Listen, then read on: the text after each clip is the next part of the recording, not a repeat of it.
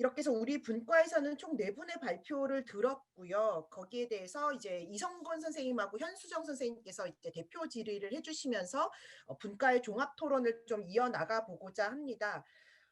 두 분 선생님께서는 뭐 네 분 선생님께 공통 질문을 던지셔도 되고 아니면 특정한 발제자에게 지목하셔서 질문을 던져 주셔도 될 것 같은데요. 일단은 이성건 선생님 먼저 질문하시고 현수정 선생님 질문하시고 다시 이성원 선생님 질문하시거나 또 참여하시는 플로어에 계신 분들 질문하시고 좀 이런 방식으로 진행을 해보면 어떨까라는 생각이 듭니다. 네, 혹시 이성원 선생님 먼저 질문 부탁드리겠습니다. 지금 발표하신 선생님들 4분 다 들어와 계시지요? 김용수 선생님 혹시 카메라는 없으신가요? 김용수 선생님? 예, 카메라를 비디오를 꺼놨습니다. 아, 그러세요? 네, 네네. 알겠습니다. 네, 네. 네, 그러면 이성건 선생님 질의 부탁드리겠습니다.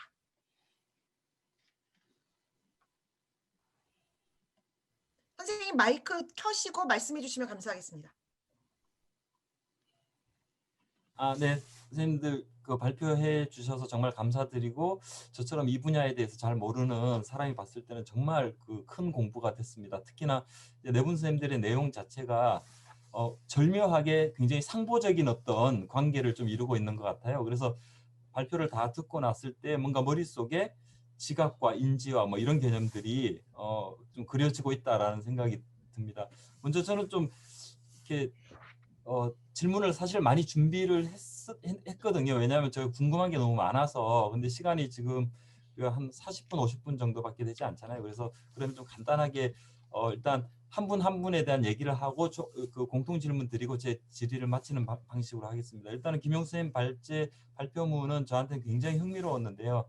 일단은 뭐 어떤 기억의 저장고로서의 인간의 몸, 그 창작 과정에 대한 인지과학적 접근이라는 그 주제 자체가 굉장히 흥미로웠고, 특히나 저는 이제 토마스 리차드의 2015년 스파브 공연 리빙룸을 봤거든요. 그런 관극 경험을 떠올리면서 글을 굉장히 매우 흥미롭게 읽을 수 있었습니다.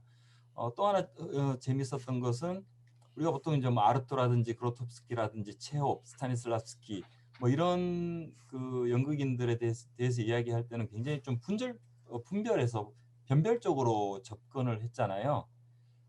그런데 선생님 발제를 읽으면서는 19세기 이후의 연기 이론 뭐 델사르테라든지 디드로 메이어홀드, 그다음에 아르토, 그로tov스키, 체홉, 스타니슬랍스키 이런 그 다양한 시대에 다양한 개성적인 시도를 했던 연극인들이 충분히 만날 수 있는 가능성을 인지과학 속에서 발견할 수 있지 않을까라는 그 가능성을 또 봤습니다.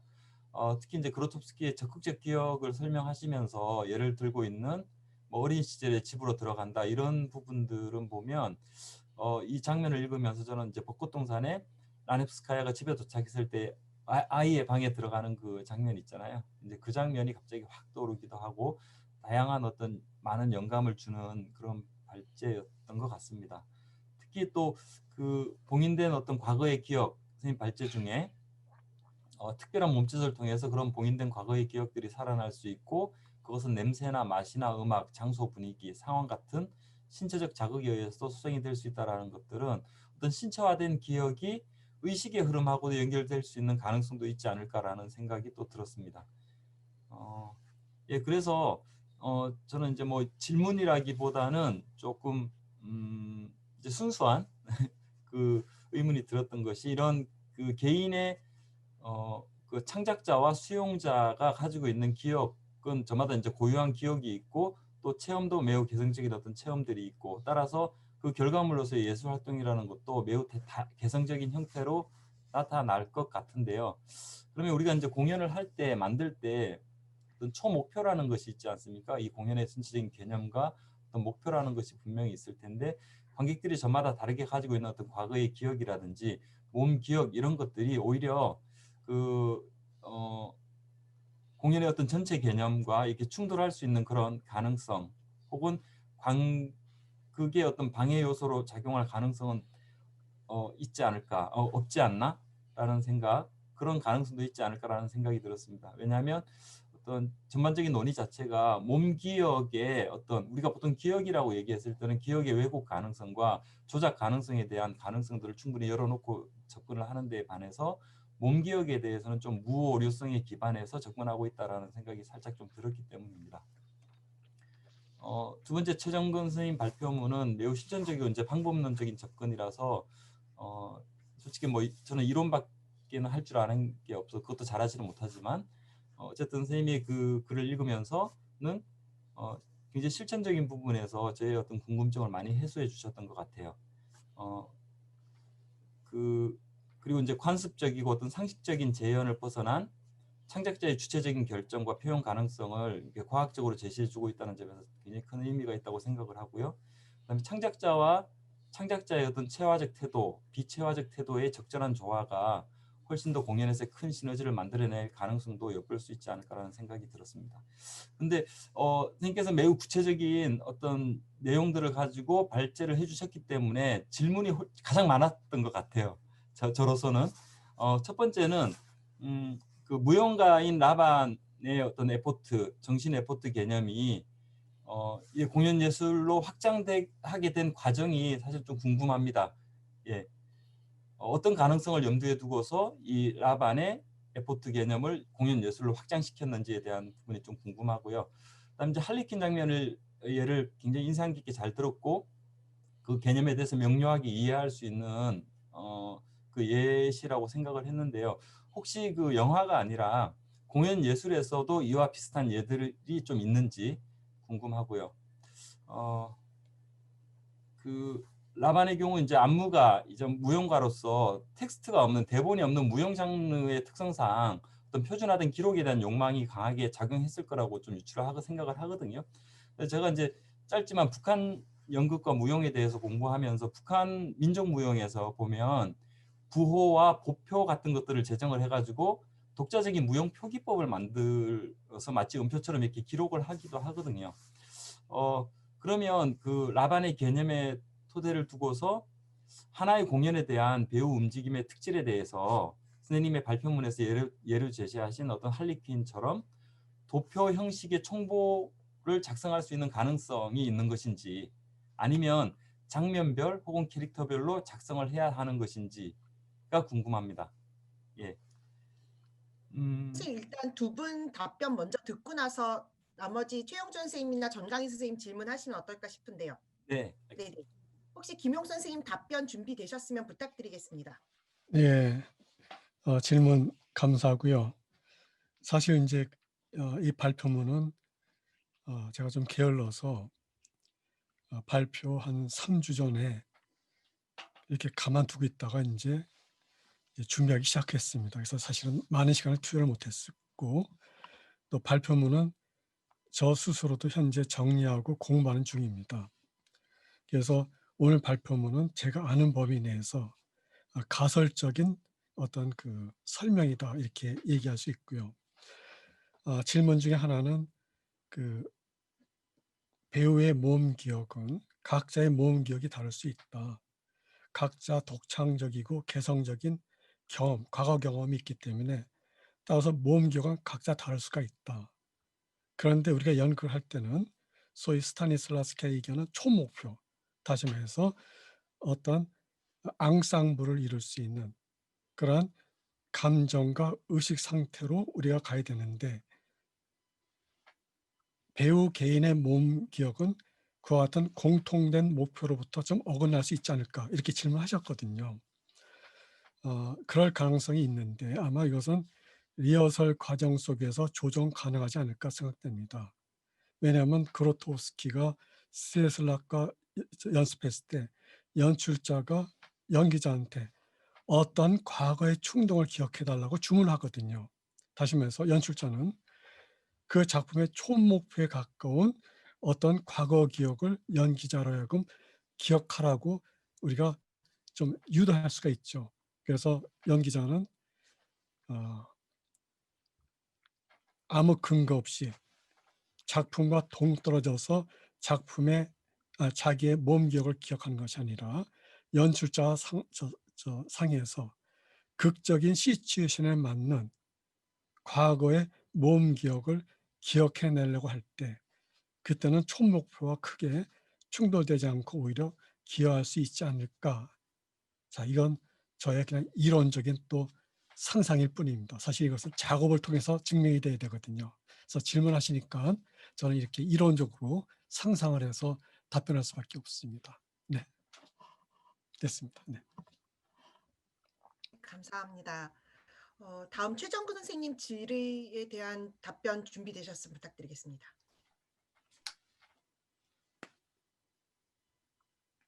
자, 제 말씀 잘 들리시죠? 네. 네. 일단은 라반 연기론이라고 저희가 이제 총칭을 하는데 이게 이론적으로 정립된 건 한 50년 정도 됐어요. 이제 그 이론을 정립한 학교를 제가 졸업한 거고 영국에서. 사실 뭐 학교 자랑할 수도 있는데 그것 때문에 유명합니다. 영국에서. 그래서 이게 이제 어떻게 발전이 됐느냐라는 걸 얘기하려면 너무 긴데 이제 요약해서 말씀드리면 원래 라반 자체가 댄스 시어터에 관심이 많았어요. 그거는 이제 다른 선생님들이 연구를 계속하고 계시고.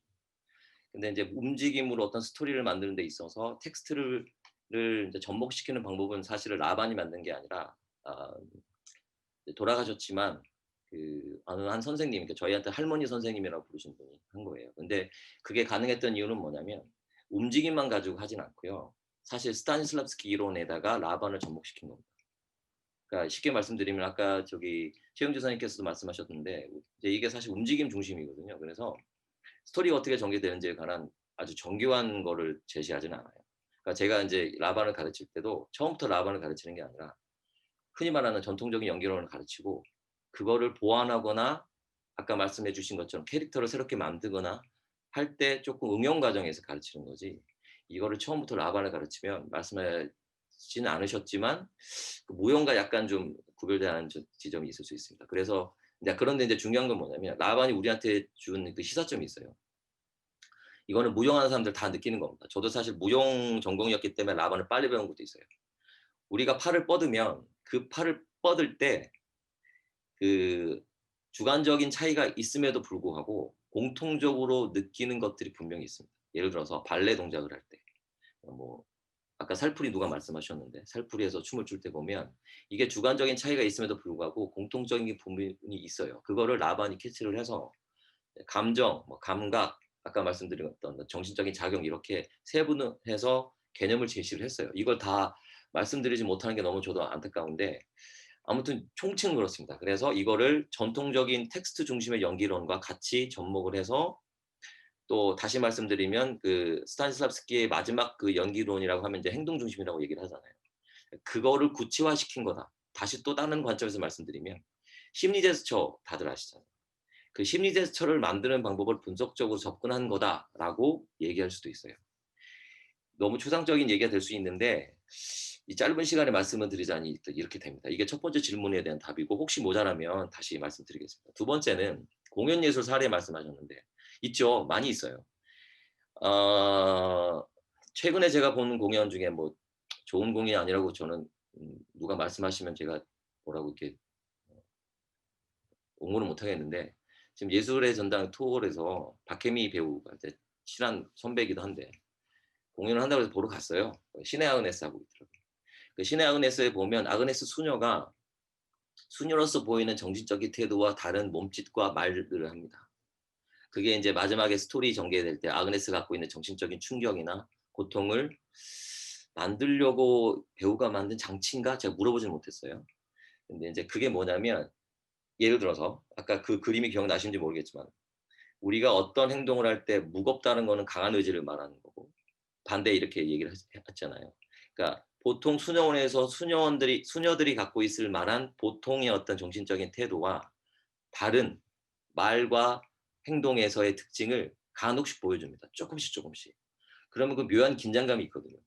이게 이제 긴장감인지 해방감인지에 대해서는 논의가 많이 다를 수 있습니다. 왜냐하면 여기에는 또 감정의 양가성 얘기해야 되고요. 아까 풍구툼 얘기하셨잖아요. 사실 풍구tum적으로도 그 개념으로도 설명할 수 있어요. 그러니까 이게 또 철학적으로 미학적으로 가게 되면 이게 왜 사람으로 하여금 긴장감과 해방감을 주느냐 얘기는 또 길어질 수 있습니다.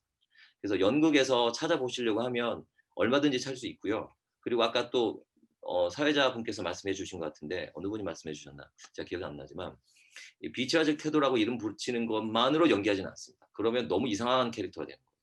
조커 같은 캐릭터가 아주 전형적인 예인데 우리는 조커를 보고 처음에는 뭐 조금 이질감 느낄 수 있지만 그게 또 익숙해지잖아요. 그래서 제 이제 이론인데 적절히 섞는데 그 비율을 절대 7대3은 넘지 않는다. 나 같으면. 그렇게 얘기를 하거든요. 그래서 공연 예술이든 다른 영화에서도 보면 조금 인상적이다 싶은 거를 좀 분석을 해보면 아주 벗어나지 않은 얘기가 될 수 있습니다. 세 번째 이제 텍스트, 그러니까 무보 기록 말씀하셨어요. 원래 라반은 무보에서 시작한 겁니다. 원래. 그래서 라반 제가 이제 무용과 다닐 때 라반 하면 사람들이 다 무슨 생각하냐면 무보 생각해요. 라반의 무보. 그래서 라반 노테이션이라고 있죠. 근데 이거 저도 해봤고 실제로도 많은 사람들이 해서 갖고 있는 공통적인 의견인데 이게 오류가 있어요. 움직임을 텍스트화해서 기록을 하다 보면 어떤 문제가 생기냐면 이게 움직임만을 갖고 우리가 모형을 보지 않잖아요. 움직임이 주는 감각, 느낌, 기타 등등이 있잖아요. 이거 기록이 잘 안 됩니다. 첫째 문제가 그거고요. 두 번째는 이게 학생들도 가끔씩 질문하거든요. 제가 라반을 가르치면. 어떤 친구가 실제 이렇게 질문했어요. 아까 우리가 그 도표를 보면 이렇게 두 개만 얘기하잖아요. 그러니까 가볍냐 무겁냐 이렇게 얘기하잖아요. 그러니까 그거를 애들이 또 나름대로 열심히 하겠다고 그 10등분을 해와요. 선생님 저는 이거를 가벼운 거 10, 무거운 게 1이면 여기 2.5로 하고 싶어요. 이렇게 얘기하거든요. 이게 무슨 문제가 있냐면 사람마다 그 무게감이 다 다릅니다. 주관적으로. 그거를 언제 우리가 깨달았냐면 우리 공통적으로 라반 전공사람들 언제 깨달았냐면 90년대 중반, 후반, 2000년대 초반에 공통적인 인식이 생긴 거예요. 라반으로 움직임을 기록하다 보니까 이런 문제점이 있구나. 그래서 무용계에서 논문이 하나 나왔어요. 무보의 어떤 한계에 대해서. 무보의 한계에 대한 얘기는 거기서도 충분히 설명이 되어 있고 저는 그 논문에 플러스 알파로 보충하는 게 뭐냐면 이게 감각에 대한 주관적인 기준이 너무 달라서 분석할 수는 없고 단 창작하는 기준으로서는 충분히 활용할 수 있습니다. 예를 들어서 나한테 가볍고 나한테 무거운 거. 네. 그래서 이제 이런 거 있어요. 라반 연기론을 갖고 라반을 할 때 연출을 할 때는 연출가랑 나랑 그러니까 배우 나랑 상대 배우랑 흔히 말하는 사격에서 0점 조정을 해야 됩니다. 내가 가볍다고 생각하는 거 저 친구 가볍지 않다고 생각할 수 있어요. 그 조종의 그 기간이 저희한테 리허설 기간이에요. 그러니까 라반으로 훈련을 받은 사람들이 모이면 작업을 할 때 그걸 조정하는 거예요. 야 나는 이거 안 가벼운데 너는 가볍니? 이렇게 되는 거고요. 또 하나 제가 이제 설명 안 한 개념이 있어요. 이게 지금 제가 말씀드렸던 그게 라반의 뭐 비율로 치면 10분의 1도 안 되는데 거기 하나 또 개념이 뭐냐면 정리면처 중에 incomplete effort라는 게 있어요. 무슨 말이냐면 우리가 세 가지 기준에서 구분이 되는 움직임 얘기했잖아요. 아니요. 하나의 기준으로는 구별이 안 되는 움직임이 있어요. 그러니까 이게 무거운 건지 가벼운 건지 판단이 안 되는 것들이 있어요. 그거를 저희가 이제 incomplete라고 얘기를 하면서 또 들어가요. 그래서 정리 말씀드리면 이게 텍스트화된 기호로서 움직임을 기록하는 시도가 분명히 있었고요. 라반도 거기서 출발을 한 건데 시간이 지나면서 저희가 느끼게 된 거는 한계가 분명히 있다는 거예요. 그래서 이거를 캐릭터별로 작성한다 할 수 있습니다. 그러나 하고 오면 저희는 조정을 해야 돼요. 그러니까 연출가가 생각하는 거, 배우가 생각하는 거. A 배우, B 배우 다르니까. 그래서 할 수는 있으나 장면별로 캐릭터별 할 수 있어요. 그러나 이건 분명히 그 작업을 위한 새로운 어떤 기호 체계까지는 아니더라도 그 정도를 조정하는 그 기간은 분명히 필요합니다. 답변이 충분히 됐는지 제가 걱정이 되지만 이렇게 마무리하겠습니다. 네, 충분히 답변이 됐고요. 제가 좀 우려했던 바는 어떤 표준적인 연기의 어떤 기록 가능성 뭐 그런 것들 염두에 두고 논하고 계신 분들이 있는 것 같아서 좀 약간 그런 질문이 생겼습니다. 충분히 답변이 됐고요. 그다음에 제가 그러면 시간이 없기 때문에 빨리 질문만 하겠습니다. 예. 최영주 선생님께서 제 소감은 좀 이제 나중에 그냥 미루고요. 질문을 먼저 드리자면 본인 씨의 재현과 제시, 지각 사이의 긴장을 추동하는 어떤 드라마turg의 개념을 소개를 하셨잖아요. 그래서 선생님께서 이제 글을 다 미처 다 완성은 못하셨지만 지각 드라마turg의 어떤 가능성을 보여준 사례가 있다면 좀 소개를 부탁드리고요. 그리고 이것이 소위 인지과학과 만나는 지점이 어디인지가 좀 궁금합니다. 예, 이제 그 방향으로 이제 가야 할 지금 상황이에요. 그런데 지금 그 사례를 라기보다는 이제 제가 그 필요성을 동기를 이제 그 발견한 것이 이제 아까 말씀드린 몇몇 그런 그 작품이었는데 그거과 함께 이제 최근에 이제 최근에 이제 본 공연들에서 텍스트를 분명히 갖고 와 있는데 이제 무대를 사실적으로 쓰지 않고 빈 무대를 이제 많이 이제 쓰죠. 그래서 이제 그 빈 무대를 쓴다는 것 자체가 하나의 그런 그 설명적이보다는 동작을 통해서 이제 의미를 구축하는 하나의 그런 그 반대의 그런 방향인 것 같아요. 그래서 그것은 현상을 만들어내는 하나의 그것이고 현상을 만들어내는 것이 공유될 때 또 하나의 그 연극적인 하나의 그 이벤트가 이제 만들어지는 것이죠.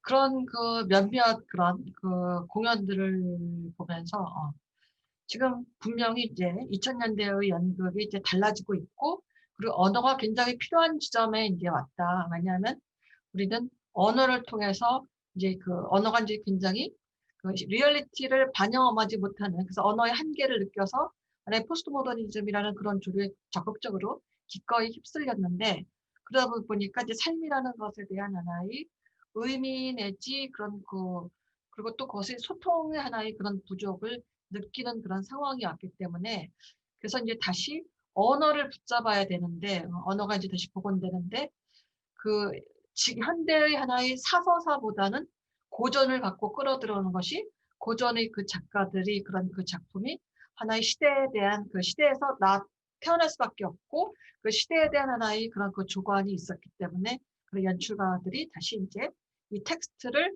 해체보다는 복원을 하되 이 복원을 설명하지 않고 그 행동이라는 하나의 상황을 만들어서 이제 관객과 이렇게 그 소통하는 그래서 그 느끼게 하는 현존하게 하는 극적 사건이 과거에 있던 것이 아니고 지금 이곳에서 발생하면서 그 발생했을 때 그 컨텍스트를 같이 경험하게 하는 그런 그 상황이 바로 이제 지금 그 지각의 하나의 그런 그 드라마turgi의 그런 그 당위성을 설명해주는 그런 지점인 것 같아요. 그리고 이제 지금 이제 지금 가고 있는 지점이 이제 인지과학 쪽으로 가야 되는데 아까 이제 최정화 선생님께서도 말씀하셨고 김영수 선생님께서도 이제 말씀하셨는데 저는 그 리허설 과정에서 지금 조정된다 뭐 이런 얘기 했는데 사실은 조정되기보다는 공유해야 할 지점이 이 공연이 무엇을 위한 것인지에 대한 하나의 본질적인 탐색이 이제 전제돼야 된다고 봐요. 그래야지만 이것이 이제 아까 김영수 선생님께서 처음 얘기한 것이 그 의도와는 상관없는 행동의 의도성을 전체적인 하나의 컨텍스트에서 파악하고 그것이 아마 이제 공연의 하나의 그런 그 소통 내지 시대와의 만나는 하나의 지점이 아닐까. 그리고 이것에서 말하는 이제 인지과학이라는 것이 또 한 번 접목되지 않을까 이런 생각을 좀 하고 있는 것이죠. 네. 너무 간단하죠? 예, 감사합니다, 선생님. 예, 그러면 이제 마지막으로 정강희 선생님께 좀 질문을 드리고 싶은데요. 이제 관객의 체험 못지않게 그 선생님 작업에서는 창소성도 굉장히 중요한 고려 대상이 돼야 될 것 같거든요. 그러니까 장소하고 극장 혹은 관객들의 어떤 체험, 기억, 그다음에 현재의 지각이 만날 수 있도록 주선해주면서 주체적으로 텍스트를 구성할 수 있게끔 어떤 관객의 위치와 역할에 대한 어떤 변화를 주고 있다라는 생각이 드는데요. 이게 좀 이론하는 사람들의 어떤 그 고약한 버릇일 수도 있는데 피상적으로 보면 선생님 말씀하셨던 것처럼 그 체험과 지각 방식이 이너시브 시어터하고 굉장히 유사한 측면이 있는 것 같거든요. 그리고 이제 이너시브 시어터도 형이상학적인 개념이라기보다는 굉장히 형성적 개념의 성격이 강한데 그럼에도 불구하고 선생님께서 지금 하고 계신 그 시적 극장만의 미학적 지향이 있다면 아까 이제 이게 공연이냐 아니냐라는 논란이 있는 작품도 소개를 해주셨는데 그렇다면 또 시적 극장의 어떤 공연성이란 무엇인지 좀 질문이 그렇죠? 어리석은 질문이지만 좋은 답변 부탁드리겠습니다. 그 지점을 항상 그러니까 최근에 굉장히 고민을 많이 하다가 약간 놓은 지점이기도 하거든요. 왜냐하면 공연으로만 보는 게 과연 맞나라는 생각을 더 많이 하게 됐거든요. 왜냐하면 그 이유 중에 하나는 이제 이 작업의 경우에 예술가 관객들이 많은데 소통은 공연 예술인들보다 시각 예술인들하고 조금 더 많이 되는 것 같고, 시각 예술의 관점에서 시적 극장이 만약에 이게 시각 예술의 맥락에서 발표가 되었다면 다른 반향을 불러일으켰을 거다라는 말을 하시는 분도 있었거든요. 그래서 요즘에는 공연성이라는 것보다 어떤 플랫폼에 어떻게 놓이는가, 시작을 어디에서 하는가가 실질적으로 중요한 거 아닌가라는 생각을 조금 해보게 되었고요. 근데 그 공연성이라는 것을 놓지 않고자 하는 마음이 있는 이유는 저희가 출발이 다 연극 전공자들이어서 어떤 본능이 있는 거예요. 시각으로 포섭되지 않겠다. 하지만 시각예술과 경쟁해서 이기고 싶다. 뭐 이긴다는 말이 조금 어폐가 있지만 그런 욕심은 조금 있고, 그 맥락에서 완전히 이걸 전시처럼 하루 종일 아무 때나 와라라고 하지 않는 이유가 그거거든요. 공연은 정해진 시간이 있잖아요. 물론 이것에 대한 엔딩은 관객이 정한다고는 하지만 그 정해진 시간을 놓는 것, 그러니까 어느 정도 한정된 시간 안에서 그 장소를 경험하게 하는 것이 가장 큰 목표이고요. 그리고 또 한편으로 장소성에 대해서도 많이 생각을 해봤어요. 그런데 과연 우리가 하는 공연이 장소성이 중요한가? 왜냐하면 장소와 관계 맺기를 한다기보다 거기에 가서 다른 장소를 만드는 것을 더 하고 있지 않나. 물론 스트리밍 시너리 첫 번째 시리즈 홀로 있는 시간들, 그거 공연 하나만 빼고는 나머지는 없는 장소에서 기억을 만드는 것, 그러니까 무장소를 장소로 만드는 것, 그쪽에 더 포커스가 가 있지 않나라는 생각을 좀 많이 하고 있습니다. 네, 이런 것들에서 좀 왔다 갔다 하고 있는 단계입니다. 네, 네, 감사합니다. 감사합니다. 제 네, 질문은 여기서 마치겠습니다. 네, 감사합니다. 현수정 선생님께 또 그 기회를 드리도록 하겠습니다. 선생님 질문 있으시면 부탁드리겠습니다. 네, 제 목소리 잘 들리시나요? 네, 들립니다. 네. 저는 질문이라기보다는 지금 제가 준비해왔던 그 질문들하고 다르게 여러 가지 생각들이 들어서 좀 말씀을 드리고 싶어서요. 너무 재밌었고요. 저도 이쪽에 공부를 많이 한 건 아니라 비전문적으로 말을 하게 될 것 같은데요. 용어도 그렇고. 근데 일단 제가 한 가지 조금 풀리지 않았던 것은 그 몸의 기억과 관련해서 말씀하실 때 이 집단적인 기억, 그러니까 이성곤 스님 얘기하셨던 거랑 어떻게 보면 맥락이 같은 부분이었는데요. 개인적인 기억과 집단적인 기억의 충돌? 근데 어떻게 보면은 그 정신 분석학적으로도 얘기할 수 있는 대타자한테서 벗어나서 이제 충동을 통해서 어떤 그 자유로워질 수 있는 상징계에서 그런 이제 것들을 개인의 어떤 몸의 기억을 통해서 이제 만들어질 수 있다라는 어떤 그 가능성이 그로토프스키 김용수 선생님께서 그 발제해 주신 그 연극에서 참 재밌게 제가 느꼈던 부분인데요. 그런데 이제 그러면서 이제 집단적 기억이 이제 얘기가 나오잖아요. 근데 그 부분이 좀 충돌이 됐었는데 저는 시적 극장에서 그 답을 좀 찾았어요.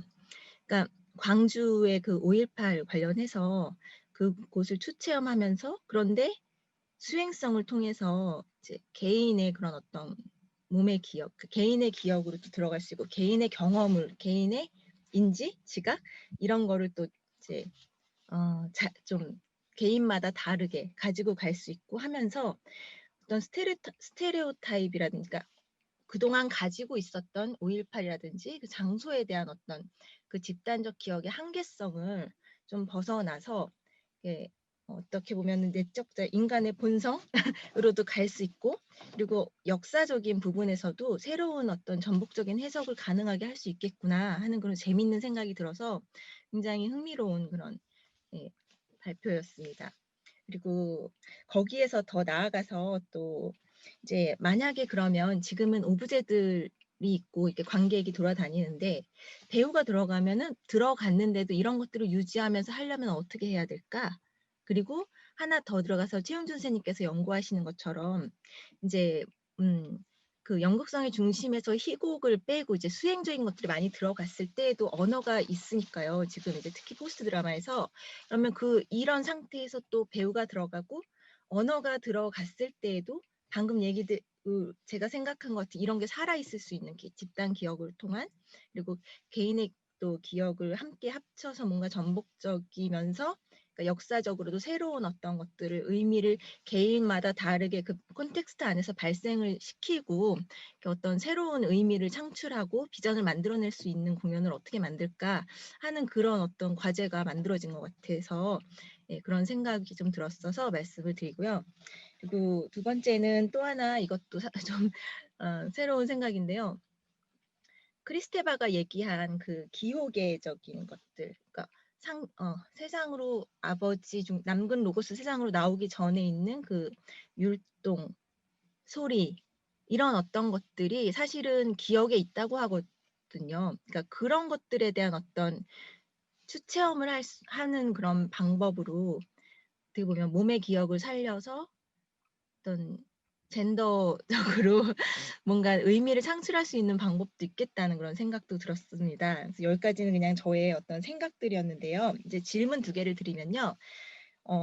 일단 그 최정근 선생님께 질문 드리고 싶은 것 중 하나가 비체화된 태도라는 것이 이제 저번에 김용 선생님께서 쓰신 그 인지과학과 브레히트 연극의 어떤 비교 연구를 읽고 되게 재밌었는데요. 그러면 브레히트 연극이 의도한 것처럼 이렇게 감정을 배제하고 이성적으로 인지과학적으로 봤을 때는 관람하게 해서 생소화 효과를 내는데 그런 의도에 부합하지는 않는 것 같다라고 말씀하셨어서 진짜 그렇겠구나라고 읽었었는데 그러면은 지금 또 보니까 최진근 선생님께서 얘기하신 것처럼 그러면 비체화된 그런 태도, 행동을 통해서 브렉히트가 얘기한 그 생소화 효과 이런 것들을 효과적으로 낼 수 있을까요? 네, 논평과 함께 질문은 최정근 선생님께 먼저 효과를 네. 생소화 효과를 비슷하게 태도를 만들 수 있느냐? 네네. 크게 보면 효과적으로 보인. 크게 보면 비생소화 효과하고 연결되는 거 분명히 있습니다. 크게 보면. 그러니까 크게 이제 보면. 크게 보면 그러니까 왜 좀 더 들어가게 되면 다를 수 있죠. 저도 뭐 브레이트 전공자는 아니어서 근데 이제 연극인이 갖고 있는 기본적인 상식적인 어떤 생소화 효과만 가지고 보면 비체화적인 태도가 생소화 효과와 연결되는 점이 분명히 있습니다. 그리고 그런데 이제 여기서 조금 달라지는 게 이것은 또 브레이트 전공자마다 또 다를 거고 여기 또 계시지 않나요? 우리 저기 전 드라마 학교 회장님 브레이트 잘 아시는 분? 근데 이제 제가 브레이트를 배울 때는 또 제가 또 브레이트 극을 연구할 때는 사실은 생소화 이런 거 우리는 잘 생각 안 하거든요. 그냥 만드니까. 근데 이게 뭐가 생소하냐라고 얘기할 때 이제 실현자 입장에서 얘기해 보면 절대 감정이 배제되진 않아요. 그건 분명히 얘기할 수 있습니다. 그러니까 우리가 생소화 효과를 만들겠다 이런 건 아니지만 그게 생소화 효과였어라고 이제 비평가나 연출가 얘기할 때 우리가 그 장면을 연기할 때 거기에 우리 감정이 배제되진 않았어요. 이건 분명히 말씀드릴 수 있고 관객이 어떨지 모르겠어요.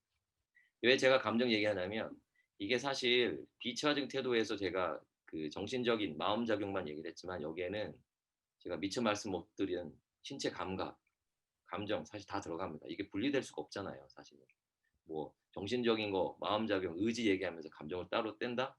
사실 말이 안 될 수 있어요. 근데 제가 이제 논문이라는 게 특성이 이제 구체적인 얘기를 딱 집어서 얘기를 해야 된다는 것 때문에 그것만 썼는데 그런 관점에서 보면 감정을 배제하냐 배제하지 않느냐라는 그 논쟁적인 부분만 빼면 만들 수 있어요. 원하시는 그 생소화 효과를. 충분히 답이 되는지 모르겠어요. 더 말씀드릴까요? 예. 그리고 또 하나 질문 더 드리면요. 또 하나 생각했던 게 그러면 몸의 행동과 정신작용에 대해서 지금은 아직은 과정 중이라고 얘기하셨는데 세분화된 데이터를 만들어서 이렇게 정립을 할 수 있다면 인지과학적으로요. 몸의 행동과 정신작용의 관계에 대해서 세분화된 데이터로 만들어서 행동과 정신작용. 그래서 이거를 AI한테 입력을 하게 되면 그러면 공감이랑 소통도 복제가 가능해 보일까요? 그렇다면 그러니까 좀 근본적인 질문에 가게 되더라고요. 어떻게 말씀드릴까요? 아니면 인간이 이게 어떤 행동을 통해서 그렇게 이제 복제를 할 수 있고 추체험을 할 수 있고 한다면 문화적으로 이렇게 함께 깃들여진 것들을 AI한테 입력을 하고 그리고 이렇게 하고 하면은 그러면 어떻게 되는 걸까 하는 생각이 또 4차원적으로 들었습니다. 이런 질문이 적합할지 모르겠는데요. 아니요. 사실 그 논의를 제가 다른 곳에서 했었어요. 그러니까 제가 이제 라반을 여기서만 얘기하는 게 아니고 당연히 다른 곳에도 얘기를 했고, 그리고 이제 체화주의, 최하단 인지와 연관해서는 사실 이게 저한테 네 번째 글이거나 네 번째 발표예요. 첫 번째가 이제 공교롭지 않게도 제가 의도하지 않게 이제 외국 사람들과 한 건데요. 왜냐하면 체화된 인지라는 개념 자체가 한국에 들어오기 전에, 미처 사람들이 많이 얘기하기 전에 이미 아까 저 이영희 교수님께서 말씀하신 것처럼 한 3, 40년 쭉 논의가 되어 왔는데, 저도 이제 외국에서 공부를 했기 때문에 그거 조금 들었던 거, 그다음 외국에서 공부하신 분들과 교류를 하다 보니까 그런 기회가 있었어요. 그래서 발표를 했는데 그때 그 얘기 또 나왔어요. 교육적인 차원, AI 어떻게 할 거냐. 결론만 말씀드리면 저는 개인적으로 반대입니다. 그러니까 뭐 할 수 있냐 할 수 없냐라는 얘기를 떠나서 저는 개인적으로 반대라는 게 뭐냐면, 아까 말씀드린 거 똑같은 거예요. 무보 총구 만들 수 있냐 없냐. 제가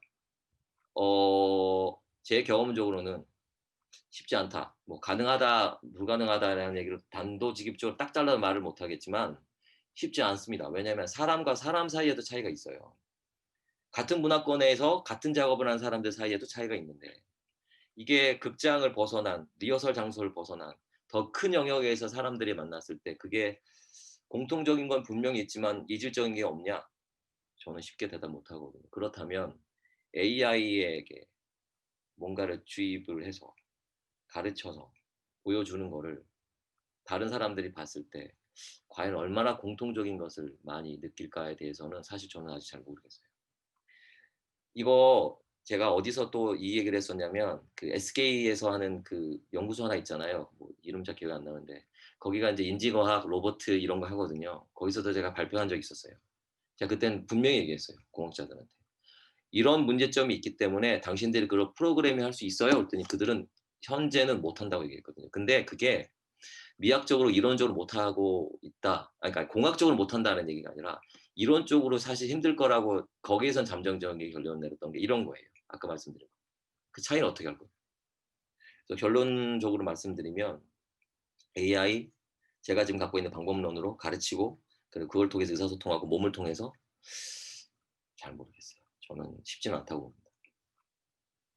네, 감사합니다. 네, 혹시 감사합니다. 네.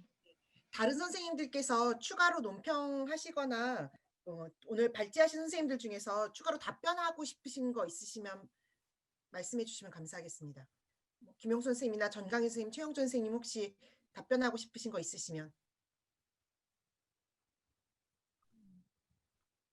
저는 아까 배우와 결합하면 어떻게 될 것인가 지금 생각을 해봤는데 저희가 못했던 게 광주에 대해서 레퍼런스 찾기를 많이 못했었거든요. 그래서 신문 아카이빙이 잘 돼 있어서 그 당시의 것들을 충분히 찾을 수 있다고 생각을 하거든요. 그리고 최근에 미공개된 5.18 사진들이 많이 공개가 됐어요. 그래서 저작권이 해결이 된다면 찾을 수 있을 것 같은데, 그렇다면 최정근 선생님이 말씀하신 그 비체화된 몸짓의 배우들을 광장 곳곳에 심어 놓을 수 있지 않을까. 그리고 그냥 목격하게 하고 그 목격한 자료를 웹상에서 레퍼런스와 바로 연동이 되도록 한 다음에 관객이 관심 있어 하는 제스처는 바로 웹상에서 찾아볼 수 있도록 저희가 찾아서 알려주는 게 아니라 그렇게 해서 읽고 자기들이 서치를 계속해 나갈 수 있도록 만들 수 있지 않을까. 아마 저희의 결상, 작업을 만드는 결상 재현적인 움직임은 아닐 것 같고 어딘가에 배치시켜 놓는 것을 해볼 수 있을 것 같아요. 네, 감사합니다. 혹시 다른 선생님들 추가로 답변하고 싶으신 거 있으실까요? 네, 하나 그냥 일화가 생각이 났어요.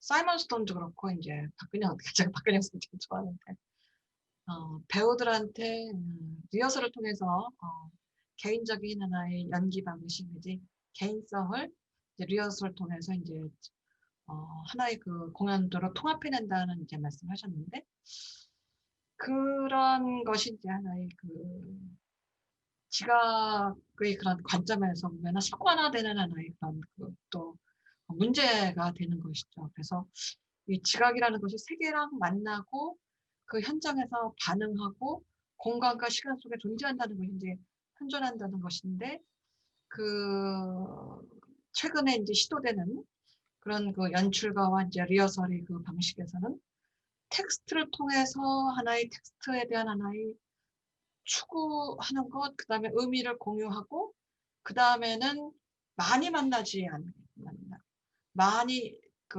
고정시키지 않는다는 그런 얘기를 했어요. 그래서 그 공연에서 관객과 만날 때 낯설게 그 스스로를 그 공간에서 발견하는 하나의 그런 그 시도를 이제 한다고 얘기를 했는데, 그것이 이제 이론적으로 우리가 이제 얘기를 하면은 그런 그 하나의 그런 내재된 심성은 그 본질적인 것이 아니고 공간 속에서 작용을 통해서, 작용이라는 것은, 움직임이라는 것은 하나의 반응이고, 반응이 대상하는 것은 상대방이기도 하지만 시공간이기도 하죠. 거기에서 이제 만들어진 생성되는 것, 그것이 이제 우리는 수행성이라는 표현도 썼지만 그 수행성이 이제 궁극적으로 하는 것은, 의도하는 것은 하나의 지각의 하나의 현상이거든요. 지각적인 하나의 그런 교류인데, 이 점에서 이제 지금 리허설을 통해서 하나의 그 배우랑 그 다음에 연출이 하나의 이야기를 해서 하나의 싱크로나이즈, 통합하는 하나의 그런 미학이 바로 이제 연출과 미학인 것이고, 그 연출과 미학보다 최근에 이제 얘기되는 배우의 미학, 그 배우가 보여주는 것, 배우의 몸이 보여주고 배우의 개성이 보여지고, 그리고 그들이 공유하는 것은 그 하나의 텍스트가 아니고 텍스트가 궁극적으로 지향하는 삶의 본질이 형상학에서 지금 현상학을 끌어들이는 하나의 그 연극에서의 담론이라고 이제 얘기를 할 수가 해야 될 것 같아요. 네. 네, 그래서 감사합니다. 그거는 조금 구분돼야 되고, 굉장히 생략돼서 만들기에만 이렇게 집중하는 그런 것이 아니고, 이 텍스트가 결국 무엇을 이야기하고 삶의 무슨 지점, 그러니까 텍스트의 내용과는 다른 텍스트가 대상으로 하고 있는 세계에 대한 이야기를 공유하는 것이 바로 이제 이 지점에서 지각에 대한 하나의 그 실마리라고 얘기할 수가 있는 것 같아요. 네, 감사합니다. 지금 공식 질의자께서 질문해 주신 것만 소화했는데 지금 주어진 시간이 지나기는 했거든요. 그렇지만 지금 참여하신 선생님들 중에서 질문이 꼭 있으신 분들 질문을 안 받을 수는 없을 것 같아서 혹시 질문 있으신 분 계실까요? 네, 제가 김영학 먼저 선생님 볼게요. 말씀하십시오. 네. 일단 그 최영수 선생님한테 먼저 이제 하고 싶은데요. 그 공연을 실제 보고 이제 영상으로 보면서 그 느껴지는 게 좀 달랐다. 아까 정확히 작품 제목을 모르겠네. 어쨌든 이제 그 실제 배우와 또 영상이 이렇게 이제 병행되는 그런 공연이었는데, 어떤 그런 감각이 작용을 해서 똑같은 장면을 그렇게 이제 이미지로 봤을 때, 그 아픔이 다르게 느껴졌는가, 어떤 감각인가. 예를 들어서 이제 우리가 공연을 극장에서 볼 때와 이미지로 볼 때 이제 현장성의 차이 때문에 이렇게 좀 더 훨씬 더 이제 강렬한 감동을 받는다 이런 말들을 하는데, 그것과 다르게 어떤 이제 감각이 작용을 해서 이미지를 볼 때 아픔이 달랐는가, 그거 좀 궁금하고요. 정강희 선생님은 제가 이제 쭉 그 공연을 보면은 배우가 없는 점, 그리고 관객이 행위하는 점, 그 관객이 만들어가는 점, 관객이 퍼포머를 하는 점이 저는 다 똑같다고 보는데, 왜 그 방랑의 기술, 그 작품에 대해서만 연극성에 대해 지적을 받고, 또 전 선생님도 약간 그러한 이제 문제의식을 느끼고 있는 것 같은데, 왜 그러는지, 제가 볼 땐 다 똑같은 퍼포먼스인데, 그 좀 이유를 듣고 싶습니다. 네, 두 분 선생님 죄송하지만 간단하게 답변 부탁드리겠습니다. 지금. 네. 나는 그때 그 선교 그 작품에서는 정말 상반된 하나의 느낌을 가졌어요.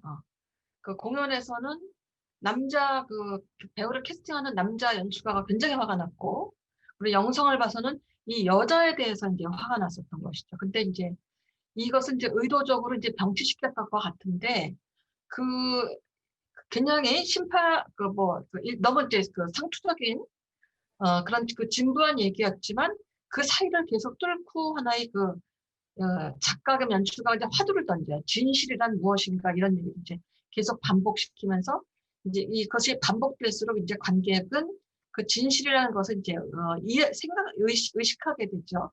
그러면서 이제 그 현장에서 이루어졌을 때 내가 왜 화를 냈었냐 하면은 그것이 공간에서 그 굉장히 미묘하게 남자 교수가 스치는 손길, 예. 그리고 그것에 대해서 여자 그 배우가 굉장히 긴장하고 주눅들었던 것.